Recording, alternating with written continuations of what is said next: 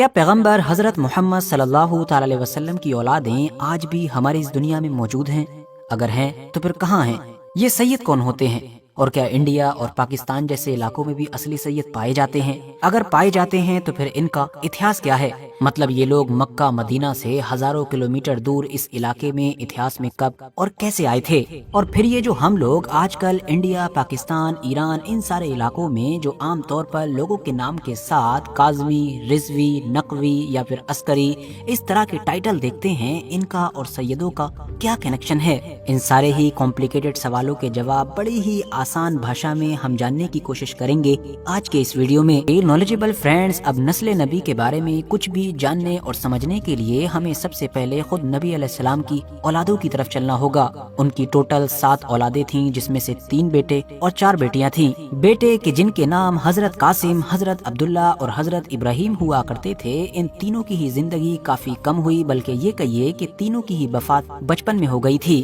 باقی رہا سوال 4 بیٹیوں کا، تو ان کے نام حضرت زینب، حضرت رقیہ، حضرت ام کلثوم اور سب سے خاص اور سب سے مشہور حضرت بی بی فاطمہ تھا۔ اب نوٹ کرنے والی بات یہ ہے کہ نبی علیہ السلام کے تینوں بیٹوں کا انتقال تو پہلے ہی ہو چکا تھا، لیکن یہ جو 4 بیٹیاں تھیں، ان میں سے بھی 3 بیٹیوں کی جو اولادیں ہوئیں وہ زیادہ وقت تک زندہ نہیں رہ سکیں۔ مطلب کسی کی اولادیں کم عمر میں ہی وفات پا گئیں تو کچھ کی حیات رہیں بھی، مگر ان کی نسلیں لمبے وقت تک سروائیو نہ کر سکیں۔ لیکن ہاں، یہاں پر ایک بیٹی ایسی تھیں کہ جن کی اولادیں بھی ہوئیں، ان کی نسلیں بھی آگے بڑھیں، ایسی بڑھیں کہ آج تک اس دنیا میں موجود ہیں اور دنیا کے الگ الگ علاقوں میں پھیلی ہوئی ہیں۔ بلکہ دوسرے شبدوں میں ہم یہ کہہ سکتے ہیں کہ اسی بیٹی کے ذریعے سے ہی خود آخری پیغمبر حضرت محمد صلی اللہ تعالی علیہ وسلم کی اولادیں، ان کی نسلیں آج کے دور میں دنیا کے الگ الگ علاقوں میں موجود ہیں۔ یہ بیٹی کوئی اور نہیں بلکہ حضرت بی بی فاطمہ الزہرا تھیں کہ جن کا نکاح نبی علیہ السلام کے کزن، اسلام کے چوتھے خلیفہ اور مسلم اتہاس کے سب سے بڑے یودھاؤں میں سے ایک حضرت علی کے ساتھ ہوا تھا۔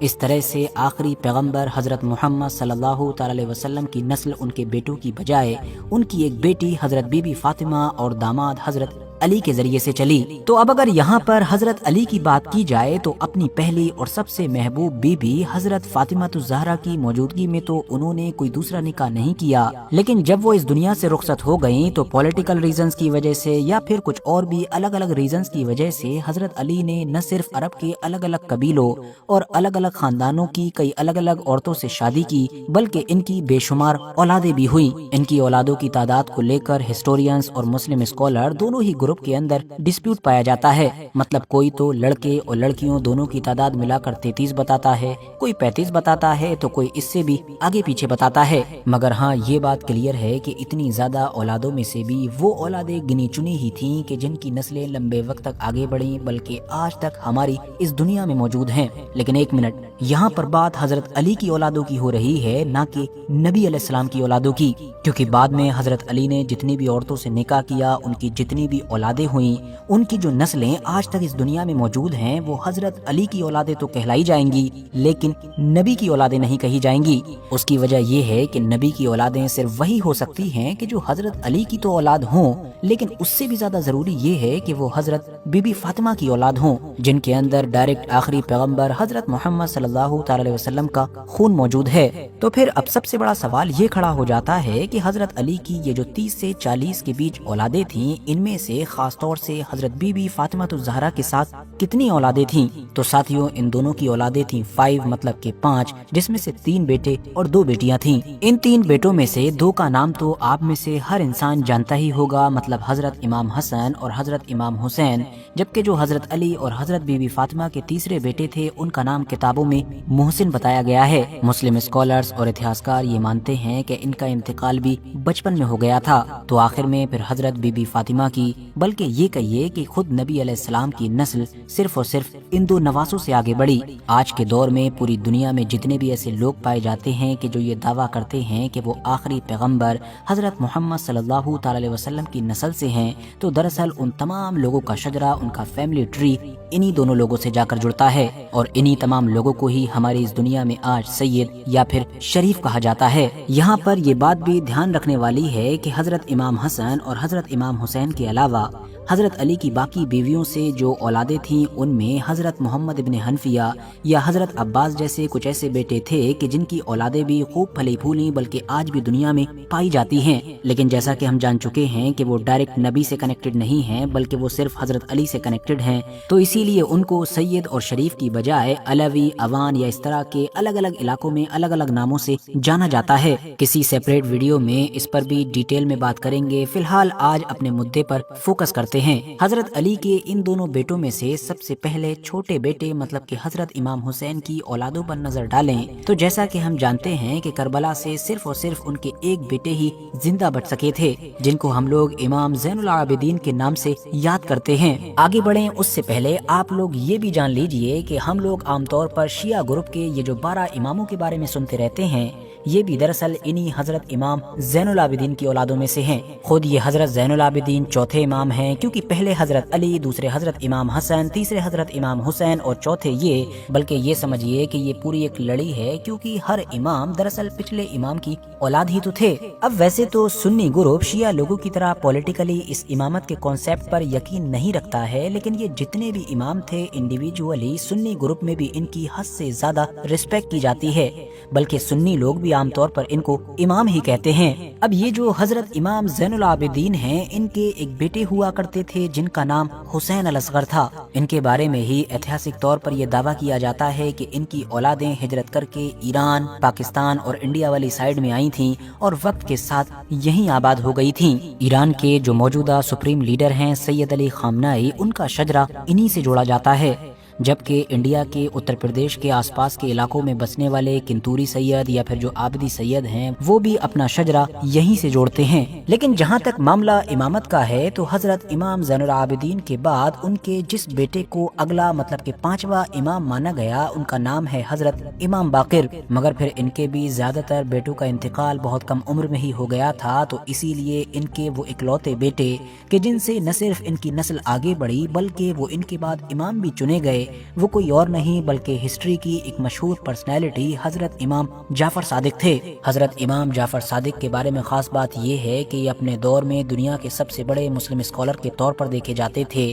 سنیوں کے بھی 2 بڑے امام یعنی کہ حضرت امام ابو حنیفہ اور حضرت امام مالک ان کے اسٹوڈنٹس ہوا کرتے تھے۔ لیکن ساتھیوں ان چھٹے امام مطلب کہ حضرت جعفر صادق کے بعد ہم لوگوں کو شیعہ گروپ کے اندر بھی ایک بٹوارا نظر آتا ہے، وہ اس طرح سے کہ حضرت جعفر صادق کی وفات کے بعد جہاں ایک طرف زیادہ تر لوگوں نے ان کے ایک بیٹے حضرت موسیٰ کاظم کو اپنا اگلا مطلب کہ 7واں امام مانا، تو وہیں دوسری طرف شیعہ لوگوں کا ایک چھوٹا گروپ ایسا بھی تھا کہ جس نے حضرت امام جعفر صادق کے ایک دوسرے بیٹے اسماعیل کو اپنا امام چن لیا۔ اب جن لوگوں نے حضرت موسیٰ کاظم کو اپنا امام چنا تھا وہ 12 شیعہ کہلائے، اور یہ وہی گروپ ہے کہ جو آج کے دور میں ایران، انڈیا، پاکستان یا عراق وغیرہ کے علاقے میں میجورٹی میں پایا جاتا ہے، بلکہ جو ٹوٹل شیعہ پاپولیشن ہے اس کا 80% سے بھی زیادہ بناتا ہے۔ جبکہ جن لوگوں نے حضرت جعفر صادق کے ایک دوسرے بیٹے اسماعیل کو چنا تھا ان کو آگے چل کر اسماعیلی شیعہ کہا گیا، اور یہی وہ لوگ تھے کہ جنہوں نے 10ویں 11ویں صدی کے قریب میں جا کر مصر کے اندر پہلی شیعہ خلافت مطلب کہ فاطمی سلطنت کی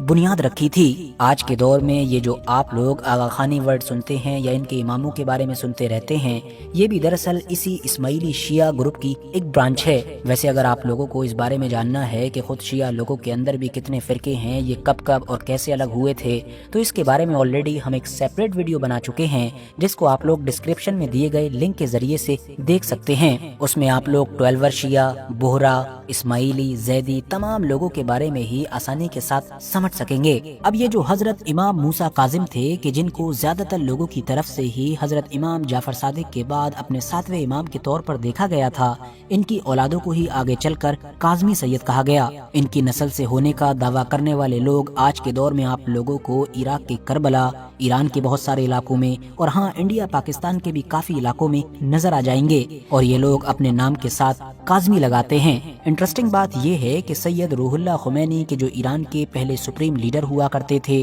اور جنہوں نے ہی 1979 کی کرانتی کو لیڈ کیا تھا، وہ بھی دراصل یہی کاظمی سید ہوا کرتے تھے۔ ویسے آپ میں سے زیادہ تر لوگ آلریڈی جانتے ہوں گے کہ ان کی فیملی کا بیک گراؤنڈ یو پی کے بارہ بنکی سے जोड़कर देखा जाता है। दोस्तों, हजरत इमाम मूसा काजिम के बाद इनके बेटे इमाम अली रिदा को 8वां इमाम माना गया, या जिनको उर्दू में आमतौर पर लोग इमाम अली रिजा भी कहते हैं। वैसे इनकी औलादे भी आज इराक और ईरान जैसे इलाकों में बड़ी तादाद में पाई जाती हैं, और वहाँ के इलाके के लोगों की तरफ से इन लोगों को रिदावी सैयद कहा जाता है। इनके बाद इनके बेटे इमाम अल जवाद को 9वां इमाम माना गया, और इनके बारे में खास बात ये है कि इनके बेटे हुआ करते थे जिनका नाम मूसा अल मुबारका था। उनकी औलादों के बारे में ऐतिहासिक तौर पर यह दावा किया जाता है कि वो इंडिया और पाकिस्तान जैसे इलाकों में आकर आबाद हुई, और आज के दौर में इन दोनों इलाकों में जो रिजवी सैयद हैं वो दरअसल इन्हीं की नस्ल से हैं। इमाम जवाद के बाद अब इनके जो बेटे थे इमाम अली हादी, या जिनका नाम अली नकी भी हुआ करता था, उनको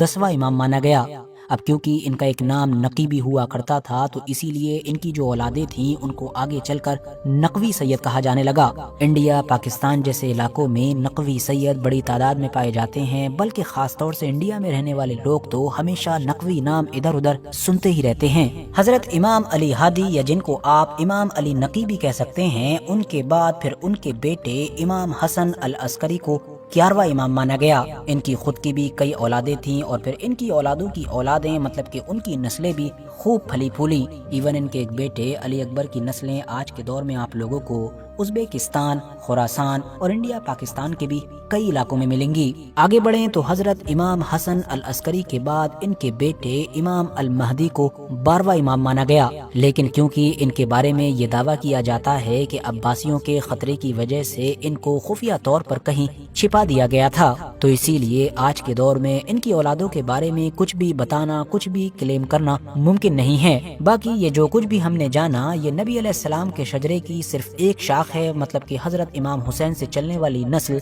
जबकि जो दूसरी शाख है जो हजरत इमाम हसन से चलती है, उसको हम इस सीरीज के अगले पार्ट में डिस्कस करेंगे, जिसके लिए आप लोग इस चैनल को सब्सक्राइब करके रखें, बेल आइकन को भी प्रेस करें, ताकि जैसे ही नई वीडियो आए तो आप लोगों तक सबसे पहले पहुंच सके।